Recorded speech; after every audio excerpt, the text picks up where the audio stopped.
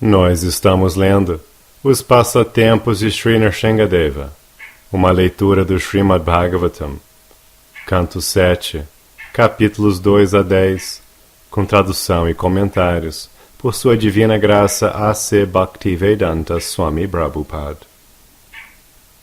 Capítulo 5, sétima parte. Verso 32. Enquanto não untarem seus corpos com a poeira dos pés de lótus de um Vaishnava inteiramente livre da contaminação material, as pessoas muito propensas à vida materialista não podem se apegar aos pés de lótus do Senhor, cujas atividades incomuns justificam o fato de ele ser glorificado. Apenas quem se torna consciente de Krishna e neste estado de espírito refugia-se nos pés de lótus do Senhor pode livrar-se da contaminação material. Significado: tornar-se consciente de Krishna propicia anartha apagama, o desaparecimento de todos os anarthas, as condições miseráveis que aceitamos desnecessariamente. O corpo material é o princípio básico dessas condições miseráveis e inoportunas. Toda a civilização védica propõe-se a livrar-nos dessas misérias indesejáveis. Porém, atadas às leis da natureza, as pessoas não conhecem o destino da vida. Como descreve o verso anterior, Ishatantriam urudham nibhadaha. Elas estão condicionadas aos três fortes modos da natureza material. A educação que mantém a alma condicionada, presa, vida após vida, chama-se educação materialista. Srila Bhaktivinoda Thakur explica que a educação materialista expande a influência de Maya. Semelhante educação induz a alma condicionada a sentir-se cada vez mais atraída à vida materialista e a ficar cada vez mais distante de libertar-se das misérias indesejáveis. Poder-se-ia perguntar por que as pessoas altamente educadas não adotam a consciência de Krishna. A razão é explicada neste verso. Enquanto alguém não se refugiar em um mestre espiritual autêntico e cuja consciência de Krishna é completa, não haverá possibilidade de ele compreender Krishna. Os educadores, os eruditos e os grandes líderes políticos adorados por milhões de pessoas não podem entender a meta da vida, nem adotar a consciência de Krishna, pois eles não aceitaram um mestre espiritual fidedigno, nem os Vedas. Portanto, o Mundaka Upanishad 3.2.3 diz que Nayam Atma Pravachanena Labhyo Namedhaya Nabahuna Shrutena não pode tornar-se autorrealizado simplesmente quem tem educação superior, apresenta palestras eruditas, pravachanena labhya, ou é um cientista inteligente que descobre muitos fenômenos maravilhosos. Só pode entender Krishna quem é favorecido pela suprema personalidade de Deus. Somente aquele que se rendeu a um devoto puro de Krishna e pegou a poeira que está em seus pés de lótus pode entender Krishna. Primeiramente, deve-se entender como escapar das garras de Maya. O único meio é tornar-se consciente de Krishna. E para tornar-se consciente de Krishna sem nenhuma dificuldade, a pessoa deve refugiar-se numa alma avançada, num Mahat ou Mahatma, cujo único interesse é ocupar-se a serviço do Senhor Supremo. Como o Senhor diz no Bhagavad Gita 9.13, Mahatmanas mam partha daivim prakritim ashritaha bhajanti ananyamanaso gyatva bhutadim avyayam. Ó filho de Pritha, aqueles que não se deixam iludir, as grandes almas, estão sob a proteção da natureza divina, porque me conhecem como a suprema personalidade de Deus, original e inexaurível. Eles estão plenamente ocupados em serviço devocional. Portanto, para acabar com as misérias indesejáveis encontradas ao longo da vida, a pessoa deve tornar-se um devoto. Yasyasti bhaktir bhagavati akinchana sarvegunes tatra samasate suraha. Aquele cuja fé devocional em Krishna é resoluta, manifesta consistentemente todas as boas qualidades de Krishna e dos semideuses. Srimad Bhagavatam 5.18, 12. Yassa deve para bhaktir yatta deve tata guru tasyete katita yarta prakashante mahatmanaha. Somente aquelas grandes almas que têm incontestável fé no Senhor e no Mestre Espiritual é que todos os significados do conhecimento védico são-lhes automaticamente revelados. Shvetashvatara Upanishad 6.23. Yam evaisha virnute tena labhyas tasyesha atma vivrinute tanum swam. O Senhor é acessível apenas àqueles a quem Ele próprio escolhe. A essa pessoa Ele manifesta sua própria forma. Mundaka Upanishad 3.2.3. Estes preceitos são védicos. A pessoa deve refugiar-se em um mestre espiritual autorrealizado, e não em um político ou estudioso erudito dotado de educação material. Ela deve refugiar-se em um Nishkinchana, alguém ocupado em serviço devocional e que está livre da contaminação material. Este é o processo de ela retornar ao lar, retornar ao Supremo. Verso 33. Depois que Prahlada Maharaj falou estas palavras e calou-se, Hiranyakashipu, cego de ira, arremessou de seu colo e fê-lo cair ao chão. Verso 34. Indignado e irado, seus olhos vermelhos parecendo cobre derretido, Hiranyakashipu disse aos seus servos: Ó demônios, levai este menino para bem longe de mim. Ele merece morrer. Matai-o o mais rápido possível. Verso 35. Foi este menino Prahlada quem matou meu irmão, pois abandonando a sua família, ele, como um servo humilde, passou a prestar serviço devocional ao inimigo, o Senhor Vishnu.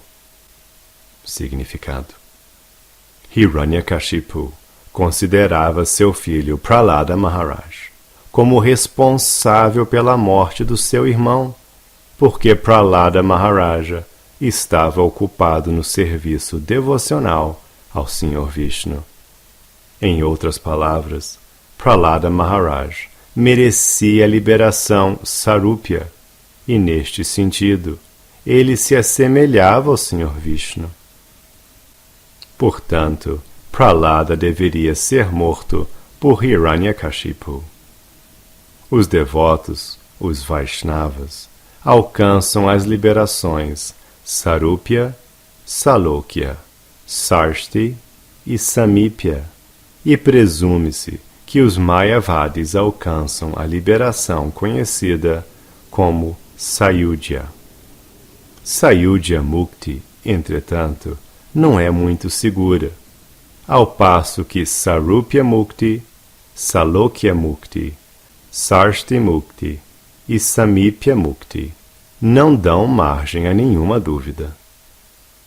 Embora os servos do Senhor Vishnu, Narayana, nos planetas Vaikunta, sejam colocados na mesma posição do Senhor, esses devotos sabem muito bem que o Senhor é o Mestre e eles, os servos. Verso 36. Embora Prahlada tenha apenas 5 anos, mesmo nessa tenra idade, ele deixou de relacionar-se afetuosamente com seu pai e sua mãe. Portanto, não é bom confiar nele. Na verdade, nem sequer deve-se confiar que ele mostra-se-á leal a Vishnu. Verso 37. Embora uma erva medicinal, nascida na floresta, não esteja na mesma categoria do ser humano, se ela for benéfica, será mantida muito cuidadosamente. Do mesmo modo, alguém que não faz parte da família, mas é favorável, deve ser protegido, como se ele fosse um filho. Por outro lado, se um membro do corpo está envenenado pela doença, deve-se amputá-lo para que o resto do corpo continue saudável. Igualmente, quando o próprio filho de alguém torna-se um rival, deve ser rejeitado, embora tenha nascido do próprio corpo dessa pessoa. Significado: Sri Chaitanya Mahaprabhu instruiu todos os devotos do Senhor a serem mais humildes do que a grama e mais tolerantes do que uma árvore. Caso contrário, eles sempre encontrariam reveses na execução de seu serviço devocional.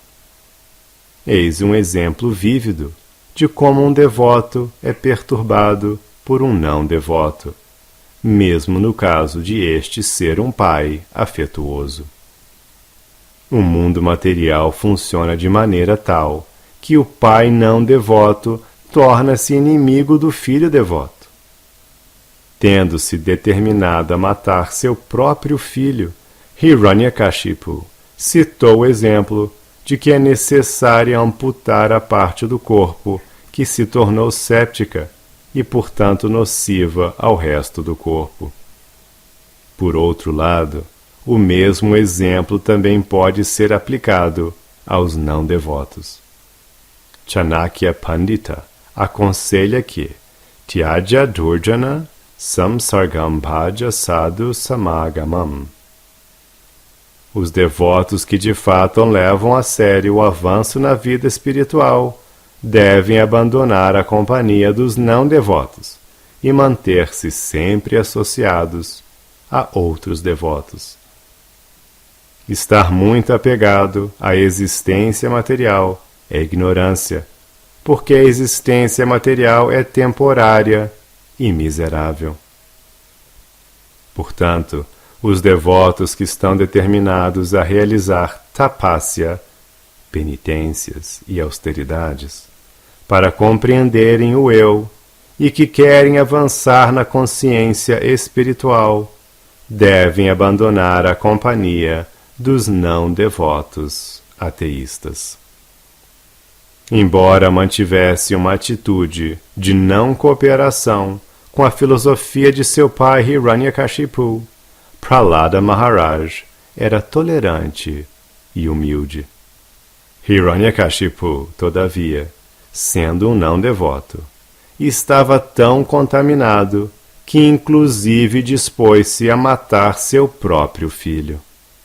Ele justificou isto, valendo-se da lógica da amputação.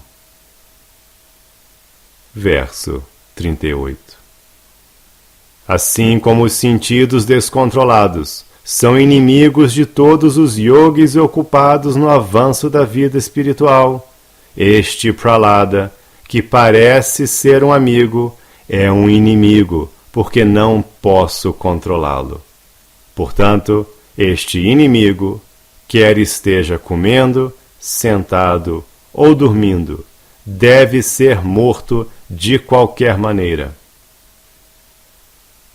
Significado: Hiranyakashipu planejou uma campanha para matar Prahlada Maharaj. Ele intentaria matar seu filho, ministrando-lhe veneno quando este estivesse comendo, fazendo-o sentar-se em óleo fervente, ou atirando-o sob os pés de um elefante quando Prahlada estivesse deitado no chão. Assim, Hiranyakashipu decidiu matar seu filho inocente, que tinha apenas 5 anos de idade, só porque o menino tornara-se devoto do Senhor. É com esta atitude que os não devotos tratam os devotos. Versos 39 e 40. Os demônios, Rakshasas, servos de Hiranyakashipu, começaram então a golpear com seus tridentes as delicadas partes do corpo de Prahlada Maharaj. Todos os demônios tinham rostos assustadores, dentes pontiagudos e barbas e cabelos avermelhados, e pareciam extremamente ameaçadores. Fazendo um som estrondoso, gritando: "Retalhai-o, trespassai-o!", eles começaram a atacar Prahlada Maharaj, que, sentado em silêncio, meditava na suprema personalidade de Deus.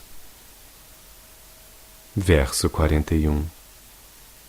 Muito embora alguém que não tenha um cabedal de atividades piedosas execute alguma boa ação, ela não dará resultado. Portanto, as armas dos demônios não exerciam sobre Prahlada Maharaj nenhum efeito tangível, porque ele era um devoto que não se deixava perturbar pelas condições materiais e que vivia ocupado em meditar na suprema personalidade de Deus e em prestar serviço ao Senhor Supremo, o qual, imutável, não pode ser compreendido através dos sentidos materiais e é a alma do universo inteiro. Significado: Prahlada Maharaj estava ocupado constante e plenamente em pensar na suprema personalidade de Deus. Como está dito, Govinda Parirambitaha. Prahlada Maharaj vivia absorto em meditar e por isso era protegido por Govinda. Assim como uma criancinha no colo de seu pai ou de sua mãe é totalmente protegida, um devoto, em todas as condições, é protegido pelo Senhor Supremo. Acaso isto quer dizer que quando Prahlada Maharaj foi atacado pelos demônios Rakshasas, Govinda também foi atacado por eles? Semelhante fenômeno não é possível de ocorrer. Os demônios vivem procurando ferir ou matar a suprema personalidade de Deus. Porém, ele não pode ser ferido por nenhum meio material, porque ele está sempre em transcendência. Portanto, usam-se aqui as palavras Pare Brahmani.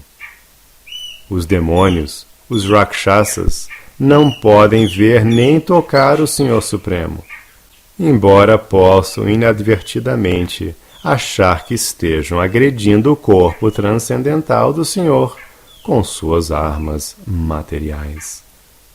Este verso descreve a suprema personalidade de Deus como Anirdeshye. Ninguém pode defini-lo como estando exclusivamente num lugar em particular, pois ele é todo penetrante. Além disso, ele é Akhilatma, o princípio ativo de tudo, mesmo das armas materiais. Aqueles que não conseguem entender a posição do Senhor são desafortunados. Eles talvez pensem que são capazes de matar a suprema personalidade de Deus e seu devoto. Porém, todas as suas tentativas serão fúteis. O Senhor sabe como lidar com eles. Verso 42. Meu querido rei Yudhishthira, ao ficar sabendo que fracassaram todas as tentativas dos demônios que tinham sido designados para matar Prahlada Maharaj, Hiranyakashipu, o rei dos demônios, ficando muito temeroso, passou a cogitar outros meios para matá-lo. Versos 43 e 44. Hiranyakashipu não conseguiu matar seu filho, atirando-o sob as patas de grandes elefantes, jogando-o entre enormes e pavorosas serpentes, empregando feitiços destrutivos, arremessando-o do topo de uma colina, evocando magias e encantamentos, administrando veneno, deixando-o passar fome, expondo-o ao frio, vento, fogo e água intensos, ou lançando pesadas pedras para esmagá-lo. Ao verificar que não havia nenhum jeito dele ferir Prahlada, o qual era inteiramente desprovido de pecados, Hiranyakashipu ficou cheio de ansiedade, querendo descobrir o que poderia fazer em seguida. Verso 45. Hiranyakashipu pensou: usei muitos insultos ao castigar este menino Prahlada, e tramei muitos meios para matá-lo. Porém, apesar de todos os meus esforços, ele não morreu. Na verdade, ele se salvou através de seus próprios poderes, e não foi nem um pouquinho afetado por essas traições e atos abomináveis. Verso 46.